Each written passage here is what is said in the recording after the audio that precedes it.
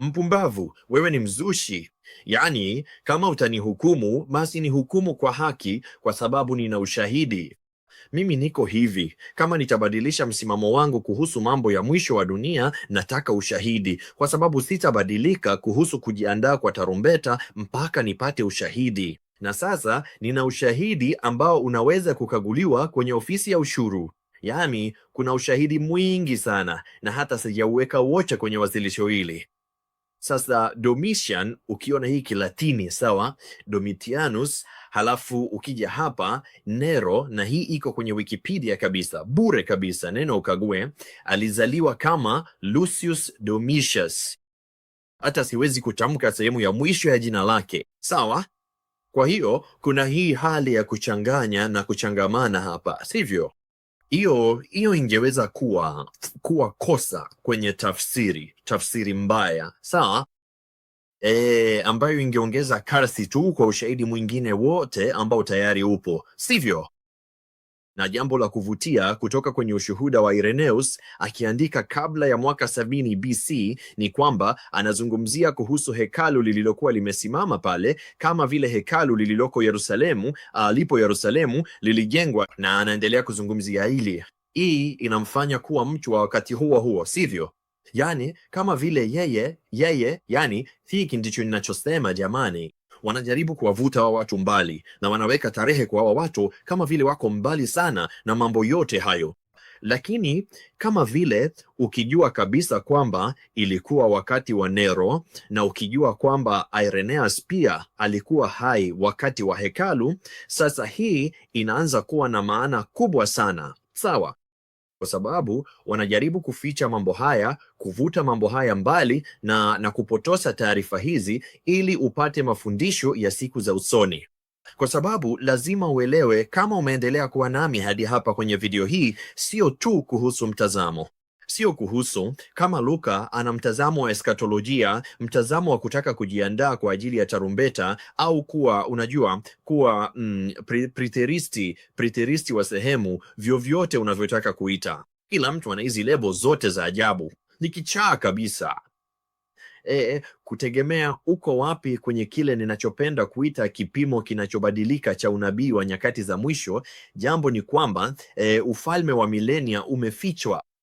Kwa sababu kama watu bado wanatazamia kitu fulani, basi hawatakuwa tayari wakati watu kama mimi ambao walikuwa wanajiandaa kwa ajili ya tarumbeta watakapokumbana na hili jambo la ajenda ya wageni kutoka angani. Kwa sababu kitu ambacho kilinifanya nisimame kidogo mwaka uliopita ni hili jambo la ajenda ya wageni kutoka angani limechochewa sana, limeinuliwa sana.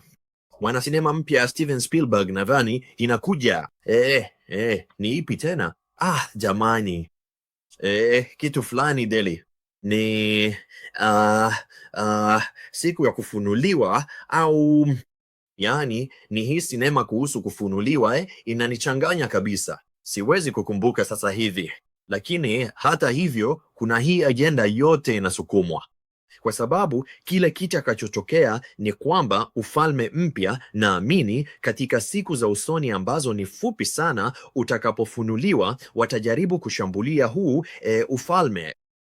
Hakuna shaka kabisa kuhusu hilo, na imekuwa ikinisumbua tangu enzi za Truth Record. Nilipowasilisha kwenye Truth Recon, nilisema hivyo walipoongelea kuhusu kadi ya mwisho itakavyochezwa, lakini itakuwa ajenda kubwa sana. Na kwa hivyo unajua, inasema kwamba Kristo wa uongo na manabii wa uongo watajitokeza na kufanya ishara na maajabu makubwa ambayo yangewadanganya hata wateule kama ingewezekana. Na unajua, ukiangalia Project Bluebeam na ajenda ya wageni wakitumia mapepo na vitu vyote hivyo, pamoja na teknolojia ya kijeshi, viwanda vya kijeshi na mambo yote yanayoendelea, ukifikiria jinsi itakavyokuwa rahisi kuhamasisha dunia kushambulia ufalme mpya watakapouona, sivyo? Kwa sababu unajua, nimekuwa nikisisitiza hili kwa watu kwamba watu wengi wanaona ufalme mpya kama mchemraba. Nilishakubali kitambo kwamba ni piramidi, sawa?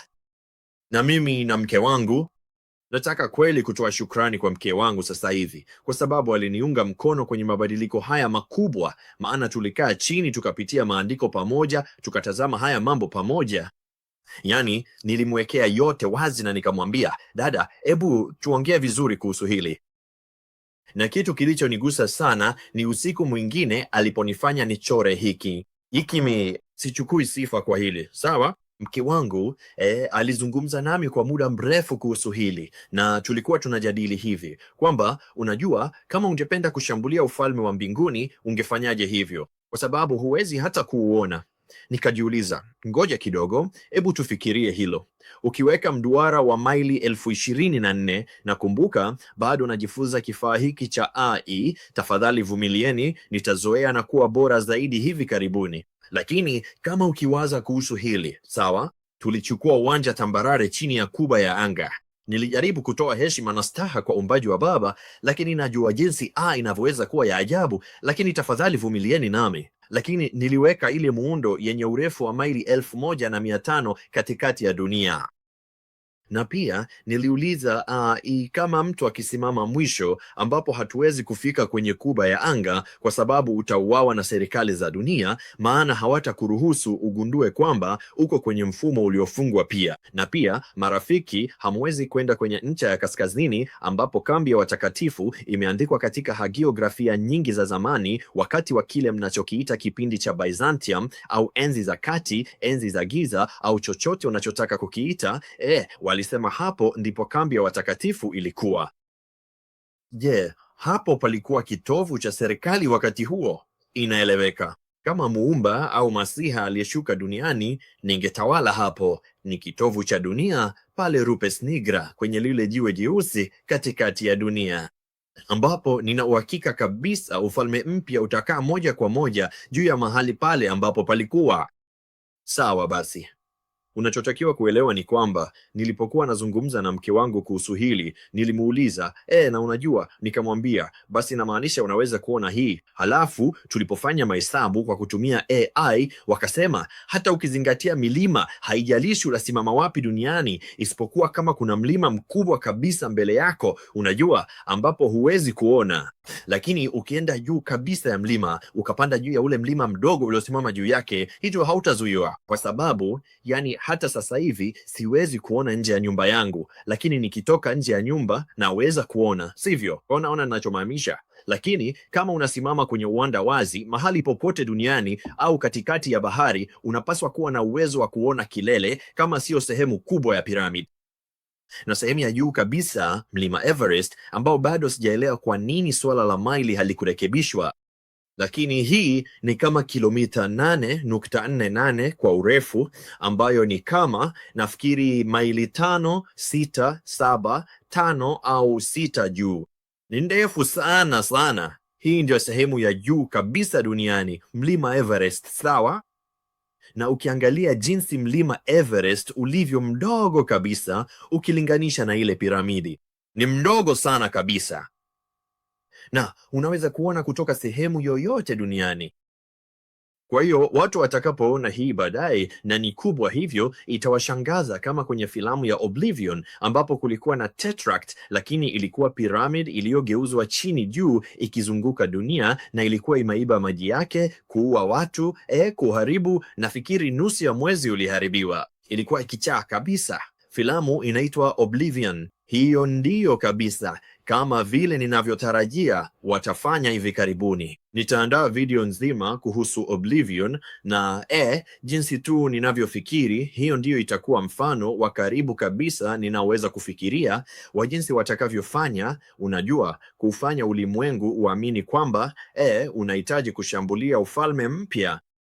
Na siwezi kusisitiza sana wakati ninakuonyesha unabii wa kibibilia kuhusu mpangilio wa milenia kwamba milenia tayari imepita. Unahitaji kuelewa kwamba ajenda katika wakati wetu inaendelea mbele, iwe unakubaliana nami au hukubaliani nami. Sawa, hiki ndicho na hii haijabadilika. Unajua, 7 Trumpets Prepper, ambayo sasa inaitwa End Days Prepper, na ambayo unajua nimekuwa nikitumia kama jina langu kwenye mambo mengine kwa miaka mingi. Miajabu sana. Sikutumia hilo kwa sababu nilikuwa 7 Trumpet Prepper, lakini ndicho kilichonifanya nianze kujiandaa. Hiyo ndio sababu nilitumia hilo. Lakini ninafurahi sana kwamba jina hilo bado lilikuwa linapatikana kwenye YouTube na sehemu nyingine. Lakini unajua, kama vile hiyo haijabadilika, nilijua haya yalifichwa, lakini sikuona ukali wake hadi mwaka uliopita. Ninahisi kama Mwenyezi Mungu amenifunulia haya wakati muhimu sana, kwa sababu kama ningekuwa na nafasi ya kuamka kutoka usingizini mwangu, unajua, na hata wateule wenyewe wanaweza kudanganywa kama vile wanashinikiza sana jambo hili. Na unajua, inaonekana kulikuwa na kitu cha mwisho nataka kusema kuhusu hili kabla hatujaendelea na uwasilishaji huu, ni kwamba serikali inaonekana iliwaalika wachungaji hivi karibuni kwenye mkutano, na nadhani ilikuwa Understanding Conspiracy, na washukuru wao, niliona video hii siku chache tu zilizopita. Na walisema kwamba kwenye ule mkutano inaonekana waliwaambia kwamba wanahitaji kujiandaa kwa ajili ya viumbe kutoka nje ya dunia kuja, na kwamba jambo hilo lingesababisha watu kupoteza imani yao. Unajua kwamba imani yao ingetikisika sana. Kwa hiyo namaanisha serikali si rafiki yako, na serikali inapoingiza dini, unajua, wana mpango ambao si mzuri. Pole sana watu, mazungumzo ni mengi. Sawa basi. Kwa hiyo tunapoangalia huu ulimwengu wa zamani, unajua kulikuwa na vitu vingi ambavyo watu wanaita Tartaria, Antikitek, majina mengi tofauti tofauti yanatumiwa kwa mambo haya. Lakini jambo moja kuhusu haya ni ujenzi ulioongozwa na malaika. Huu si ujenzi wa kawaida wa binadamu, sawa? Hizi ni miundo iliyojengwa na watakatifu waliofufuliwa na viumbe wa kimalaika, kwa sababu milango ilikuwa mikubwa kupita kiasi. Unajua, nimewaza kuhusu hili kwa muda mrefu kwamba, unajua, majengo ya Nephilim, vitu kama hivyo vilijengwa kabla ya Nuhu. Sasa sitasema kwamba baadhi ya vitu vilivyokuwepo kabla ya gharika kuu havijawahi kutumiwa upya katika nyakati tofauti. Lakini kitu kimoja kuhusu haya ni kwamba zile majengo makubwa ya ajabu ambayo bila shaka mengi yaliharibiwa wakati wa vita vya kwanza na vya pili vya dunia na vita vingine kote duniani, haya yalikuwa ya ajabu sana. Na unajua ile Tartaria, mimi nilikwenda na kutumia $70 siku nyingine Books A Million kununua nakala ya Biblia ya Geneva, kwa sababu pamoja na Biblia na nyaraka za kihistoria na vitu vingine nilivyokusanya kwa miaka mingi, sikuwa na Biblia ya Geneva hadi sasa. Na hata katika Biblia ya Geneva kwenye maelezo ya chini wameandika kuhusu Tartaria. Inanishangaza sana ni kwa kiasi gani jambo hili linajaribu kufichwa. Na sababu ninayozungumzia Tartaria ni kwamba hiyo ilikuwa tu kuondolewa mapema kwa ustaarabu, na ambayo naamini ilikuwa sehemu kubwa ya ufalme wa milenia.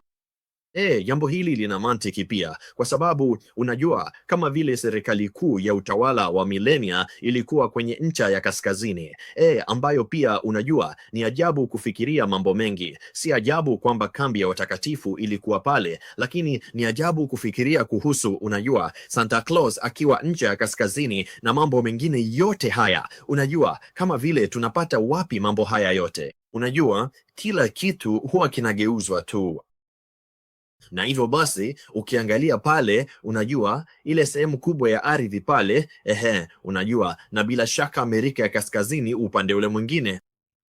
Unajua, mengi ya haya majengo na miundo mikubwa duniani sasa inaeleweka kwa nini yalikuwa ya ajabu sana, kwa sababu yani wakati wa utawala wa milenia, miaka 1000, huna haja ya kula, huna haja ya kulala, hauugui, haufi. Yani inaanza kuwa wazi kabisa, kama vile rafiki yangu alivyokwenda kwenye jumba la Versailles kule Ufaransa, na unaona kuna chemchem za maji zinazofanya kazi mbele, majengo makubwa na mazuri, lakini hamna vyoo vinavyofanya kazi. Kama vile hiyo haikuwa ajali, hawakuwa wanahitaji. Sawa? Kwa sababu hicho ni nini unajua? Na watu wanasema, sasa unajua, hii yote inaendaje? Na nitaelezea zaidi muda si mrefu, lakini unajua, ni kama unaona haya majengo yote na vitu vingine, halafu kuna hizi picha zote za miji iliyotupu na vitu vingine pia, ambayo lazima uelewe kwamba mwishoni mwa utawala wa miaka 1000 watu wengi waliondoka na kurudi kwenye kambi ya watakatifu, pamoja na uwepo wa Masiha, kwa sababu ule wakati ulikuwa umeisha na walijua kwamba shetani angeachiwa huru. Kwa hiyo watu wote waliokuwa hai wakati wa utawala wa miaka 1000 walianza kuhamia kwenye miji hii na kutumia tena vitu hivi kwa matumizi mengine. Na lazima uelewe watu wangu, najua ni vigumu kuamini, lakini watu walizaliwa na kuishi wakati wa utawala wa miaka 1000 pia. Sio kila mtu alitaka kumtumikia Masia. Ninajua ni jambo la ajabu kujaribu kuelewa, lakini unahitaji kuelewa kwamba ni hali halisi, ni jambo la kweli. Hebu nijionyeshe kwenye skrini kuu kwa sekunde moja. Kitu halisi ambacho unahitaji kuelewa ni kwamba kulikuwa na watu waliokuwa hai wakati wa utawala wa Masiha ambao hawakutaka kumtumikia. Na imeandikwa wazi kabisa kwenye kitabu cha Zekaria kwamba wale ambao hawakupanda kwenda kuabudu kwenye sikukuu hawangepata mvua. Sawa? Na ukiangalia kuna maeneo mengi duniani leo ambayo ni kame na hayana unyevu, unajua kabisa.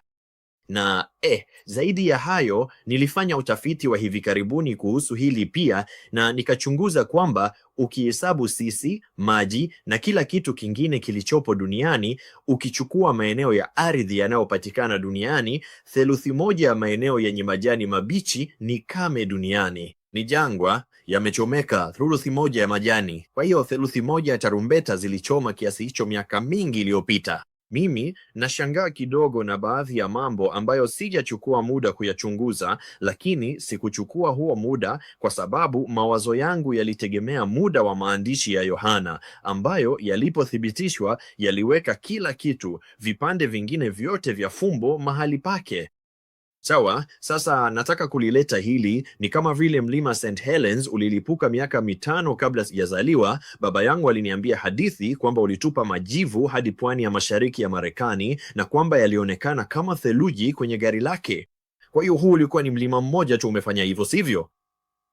Na tukifikiria kuhusu mwaka 5336 BC, ambayo tena usijali sana hizi tarehe kwenye mambo haya. Inaonekana kulikuwa na miezi 18 ya giza. Kulikuwa na tauni, kulikuwa na matetemeko ya ardhi. Yaani kila kitu, chochote unachoweza kufikiria, watu kwenye vitabu vya historia hadi leo, inaonekana uliitwa mwaka mbaya zaidi wa kuishi. Nimeiona kabisa kwenye Google hivi karibuni. Kulikuwa na makala kuhusu hilo. Nadhani ilikuwa kama kumbukumbu ya tukio hilo na ikaibua makala kuhusu hilo. Na kwa wale ambao ndio wameingia tu, nitajibu maoni mwishoni kabisa mwa kipindi hiki.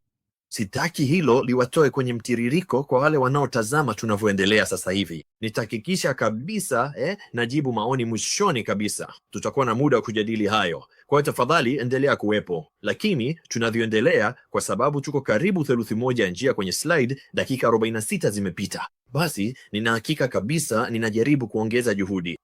Lakini unaona kwamba kuna mambo mengi mabaya yaliyotokea kihistoria. Na ukiangalia mwaka wa 70 picha nyingi, maelezo, hadithi za watakatifu, michoro na uchoraji na vitu vyote ambavyo vimejadiliwa kuhusu hili, ilikuwa ni wakati wa ajabu sana kuishi. Na sio hivyo tu, bali pia mateso ya waumini wakati huo. Mimi lazima nikupatie onyo. Hii itakuwa na maelezo ya kushtua kadri tunavyoendelea kutoka hapa. Kwa hiyo kama hauna moyo wa kuvumilia mambo magumu, huu unaweza kuwa wakati wa kuchukua pumziko kidogo, urudi uangalie sehemu iliyobaki baadaye, kwa sababu mambo yatakuwa mabaya kidogo kwa dakika chache zijazo. Lakini unaona hapa, Nero pengine ndiye alikuwa mtu mwenye akili za kisaikolojia mbaya zaidi, mwenye ubinafsi uliopitiliza na muovu kuliko wote ningewahi kusoma kuwahusu maishani mwangu, na hata sijaanza kuchimba kwa undani. Sasa unaweza kuona mtu huyu pembeni yake, ambaye naamini ni mama yake kama inavyoonyeshwa kwenye picha hiyo. Alijaribu kumuua mara kadhaa na hatimaye alifanikiwa. Alifanya mambo mabaya sana kwa wapenzi wake, wake zake na masuria wake. Alifanya matendo mengi ya ngono ya kutisha kwa kweli. Hata sitaki kabisa kuingia kwenye mambo haya. Jamaa huyu alikuwa mbaya. Hicho tu ndicho unachohitaji kujua. Nenda kamtafute mwenyewe wakati wako wa ziada. Lakini jambo ni kwamba nataka tu kuonyesha picha hii hapa kwa sababu nilikuwa namfikiria mama yake. Alijaribu kumzamisha kwa kuzamisha meli yake, akasababisha dari limwangukie. Hilo halikumuua na hatimaye akatuma wauaji wamchome kisu. Sasa hebu niambie, ukimuua mama lako aliyekuzaa duniani, unajua wewe ni mtu mbaya? Sawa, basi mambo yanazidi kuwa mabaya. Alikuwa anawachukua watu, anawatungika msalabani na kuwafunga pamoja, kisha kuwasha moto, na walikuwa wanaitwa, inaonekana, mishumaa ya Warumi. Kwa hiyo sitaki kuwasha tena fataki ya mishumaa ya Warumi maishani mwangu, kwa sababu siwezi kusahau haya niliyoyaona sasa. Na mateso ya kanisa la mwanzo yalikuwa makubwa mno, hayapimiki kabisa. Nilikuwa nimesoma kuhusu mambo mabaya kutokea, lakini haya ni ya kiwango ambacho sijawahi kuona katika historia ya binadamu tangu mwanzo wa dunia. Bila shaka ilikuwa ni wakati wa ajabu sana kuishi. Walitupwa kwenye uwanja wa mapambano na kuliwa, wakatatizwa vipande vipande na wanyama wakali. Na angalia, hawa wapumbavu hapa juu wamekaa tu wakifurahia mambo yao. Hawajui, lakini nao pia wanakaribia kupata adhabu yao, kama vile Roma iliharibiwa kabisa. Hawa watu nitawaeleza kwa undani muda si mrefu jinsi gani sikukuu ya ghadhabu ya Bwana ilikuwa ya ajabu na ya kutisha ilipofika na Masiha aliporudi. Sawa? Mara ya kwanza nataka tu kukuonyesha hili, lakini jambo muhimu la kukumbuka ni kwamba unajua Nero Kaisari ni sawa na 666, lakini pia ukiitafsiri kwa Kilatini ni 6116 na iliandikwa kwa Kilatini 6116. Basi hiyo pia inamaanisha Nero Kaisari. Kwa hiyo ni ajabu jinsi zote hizi mbili zilivyomalizia kumtambulisha mtu huyu. Na jambo muhimu la kukumbuka ni kwamba inasema, unajua, anawafanya wote, wadogo kwa wakubwa, matajiri na maskini, huru na watumwa, wapokee alama kwenye mkono wao wa kulia au kwenye vipaji vya nyuso zao, na kwamba hakuna mtu atakayeweza kununua au kuuza isipokuwa yule aliye na alama au jina la mnyama au nambari ya jina lake. Sawa basi, hebu niwaambie tu kwamba Wayahudi wa siku zile, sawa, wale waliokuwa viongozi, ukuhani, walikuwa na uhusiano wa karibu na Warumi, sawa? Kwa hiyo hawa jamaa walikuwa na kundi lao dogo la siri, lakini wakati huo huo walijua kinachoendelea na wakawaacha watu wa kawaida wapotee. Kwa hiyo ukitazama, unajua Babeli ya siri na kile unajua inachozungumzia kuhusu Masiha, unajua kwamba manabii na wale waliouawa pale na mambo yote maovu yaliyofanyika katika ule mji mkuu Yerusalemu. Sawa? Ni wazi kabisa kwa nini alihukumiwa vibaya sana mwaka wa 70 BK. Alafu pia ukiangalia jinsi ukuhani ulivyokuwa umejiingiza na Warumi, uovu mtupu. Na namaanisha haya ni mambo ambayo, jamani, najisikia vibaya sana kwamba sijatumia muda zaidi kwenye mambo haya, kwa sababu nilikuwa nimejikita sana kujiandaa kwa yale mabaya yanayokuja, kwa sababu nilikuwa najisemea siwezi kubadilisha yaliyopita. Yaliyopita ni yaliyopita, lakini sitafanya kosa hilo tena, kwa sababu nikijua ninachojua sasa sitaweza kulisahau hili kamwe. Kwa kweli kabisa, sasa hivi kama ningekuwa na taarifa kamili na uniulize, sawa, tuko kwenye kipindi kabla ya tarumbeta au tuko kwenye kipindi cha msimu mfupi, ningechagua msimu mfupi mara 10 kati ya 10. Hakuna swali hapo. Nikijua ninachojua, basi hivyo ndivyo ilivyo. Imeshaamuliwa. Kwa hiyo tukifikiria kuhusu ile alama ya mnyama, sivyo? Sasa wale waliomtumikia Masiha walijua kinachoendelea na dola ya Kirumi, na wao, Nero hakuwa tu na sanamu lake mwenyewe, yani sanamu ya mnyama, lakini pia ilibidi uende sokoni na kufanya ibada ya uongo, sivyo?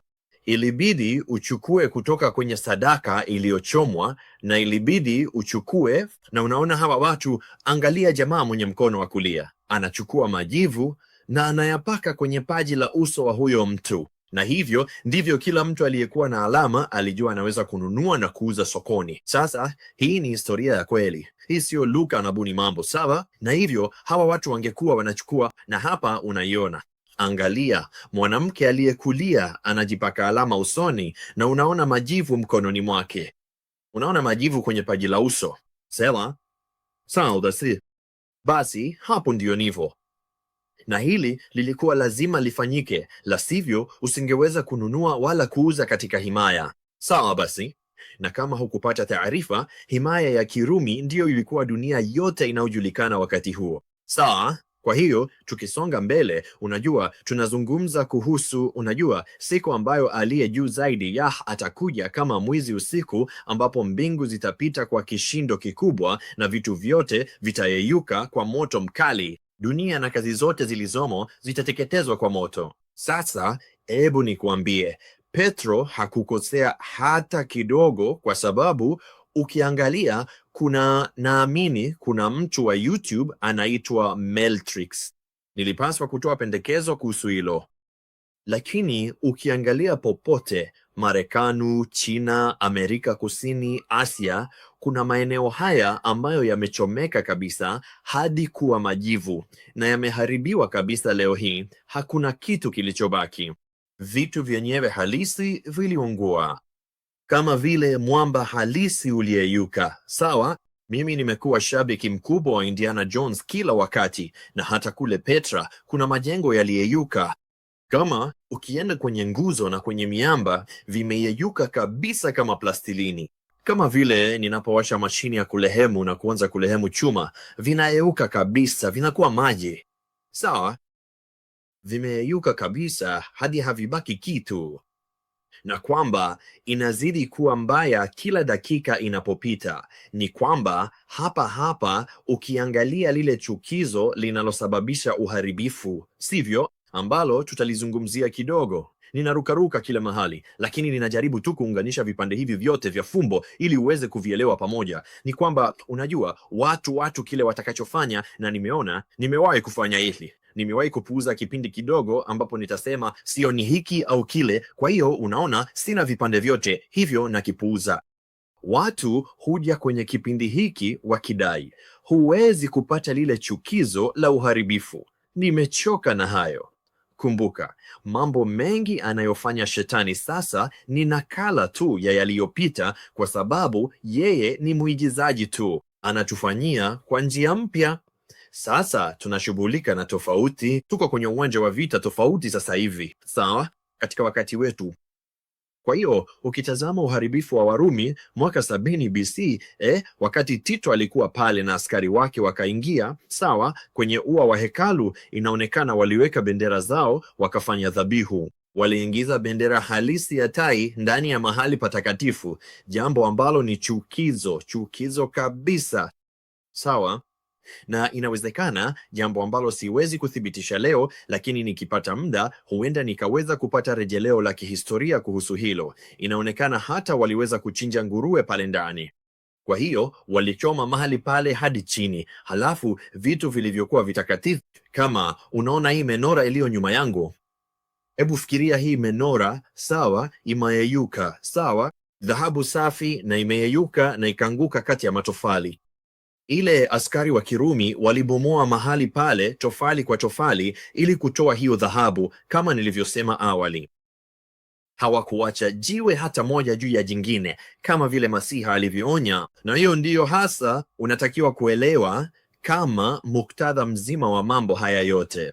Kama unaanza kukagua visanduku vingi vya onyo vilivyopo katika Ufunuo na yale maonyo kwenye kitabu cha Mathayo, na maanisha kabisa, unajua Masia alionya msishuke kutoka juu ya paa, na unajua wangeweza kuona majeshi angani, sivyo? Kulikuwa na ishara mbinguni kama vile ilivyoonywa kwenye Ufunuo na kwenye kitabu cha Mathayo. Na hata upande wa pili wa hili ulikuwa na mlima Vesuvius ukilipuka, na dola yote ya Kirumi ikihukumiwa katika mabara mengi tofauti pale. Mambo mengi mabaya yalitokea katika dola ya Kirumi, na wanavuta mambo haya kwa tarehe na muda mrefu, lakini kwa kweli kama hii hapa, na maanisha hawa watu waliunguzwa kabisa, kama kuna plasta iliyomwagwa kwenye maumbo yao, sivyo? Na kama hawa watu walitoweka kabisa, na mimi nafikiria tu kuhusu mtu huyu aliyekuwa ameketi pale akiomba. Inaonekana kama wanaomba, na nilikuwa tu nikifikiria, nilipitia picha nyingi hizi, unajua, kama za Pompeii kwa mfano ikiharibiwa baada ya mwaka 70 BC, na nilikuwa tu nikifikiria, nilikuwa kama jamani, siku ya Yaha ilipofika, nilikuwa kama hawa jamaa waliodhani wana nguvu kuliko watumishi wa Yaha, waliotesa, kuua, kusulubisha, kufanya mambo mabaya sana kwa watu hawa. Unajua, kuna kisasi, alafu kuna kuangamizwa kabisa, na hawa watu waliangamizwa kabisa na wakapata adhabu yao. Na naamini moyoni mwangu wengi wao walijua wakati huo, jamani, tumefanya makosa. Na ndio bro, umeharibu kwa sababu ulipaswa kumtumikia Yah aliye hai, na wakati Masiha alirudi, ndugu, alisafisha kila kitu. Na nakwambia, sitaki kabisa kujikuta upande mbaya wa historia. Wakati Yerusalemu mpya itaonyeshwa kwa dunia, Luke haendi juu ya upana wa dunia na kuizunguka na kuipinga ili kuishambulia. Na kuahidi hilo, Luke atakuwa anamtumikia Yah aliye juu kabisa, bila maswali. Sawa? Na hiyo inatupeleka kwenye matukio yanayoendelea katikati ya huu mzunguko wa uharibifu unaoanza na Yerusalemu. Sawa? Na nataka tu kuendelea kukumbusha watu wanaoingia kwenye jengo wakati wa live stream kwamba waendelee kuwa watulivu. Tutaingia kwenye maoni mwishoni kabisa. Sitaki watu wakose maudhui mazuri. Sitaki nikengeushwe na kazi iliyo mbele yetu sasa hivi. Kwa hiyo tukiongelea kuhusu Josephus, kile alichoandika, sawa, wakati huo kulikuwa na mambo ya ajabu sana yaliyotokea. Ng'ombe alizaa mwana-kondoo. Lango la hekalu la ndani lilifunguka, ambalo lilihitaji nguvu za wanaume wengi kulifunga. Liliweza kufunguka kirahisi tu. Nyota iliangaza, ikifanana na upanga juu ya mji kwa mwaka mzima. Tetemeko la ardhi lilitokea, sawa, likasababisha uharibifu mkubwa na hofu wakati huo. Na mambo haya yote yameandikwa, sawa. Hii ni historia iliyoandikwa. Damu ilitumika, kulikuwa na damu nyingi sana, na usisahau damu iliyotokana na sadaka, lakini inaonekana damu ilikuwa hadi kwenye hatamu za farasi. Nataka tu kuwakumbusha wote hilo, kwa sababu nina slide yenye farasi mwenye damu hadi kwenye hatamu zake muda si mrefu. Na unajua kitu kingine pia ni kama tutakuwa na farasi vipi leo vitani. Kama ile hiyo ni moja ambayo nitasema ilinistua sana, nikajiuliza, sawa, tutapataje hao farasi wakati huu ulikuwa wakati ambao farasi walikuwa wakitumika sana? Na kwa kweli ilikuwa inazungumzia enzi hiyo. Na kwa hivyo damu ilitumika kuzima moto kwa sababu maji yalikuwa machache na kulikuwa na damu nyingi kiasi hichi. Yaani fikiria unatembea huku umejaa damu mwilini, na si damu yako bro. Si damu yako. Sawa? Kulikuwa na farasi wakikimbia juu mbinguni. Sawa? Kweli kabisa. Na kitu kingine pia ambacho kinanivutia na nataka kufanya video kuhusu hilo nikiongelea, unajua kila jicho litamwona, ni kwamba kila mtu katika eneo hilo la dunia wakati huo na makabila yaliyokuwepo walimuona, sivyo? Kulingana na inavyosema. Kwa hiyo unajua kama vile walikuwa kweli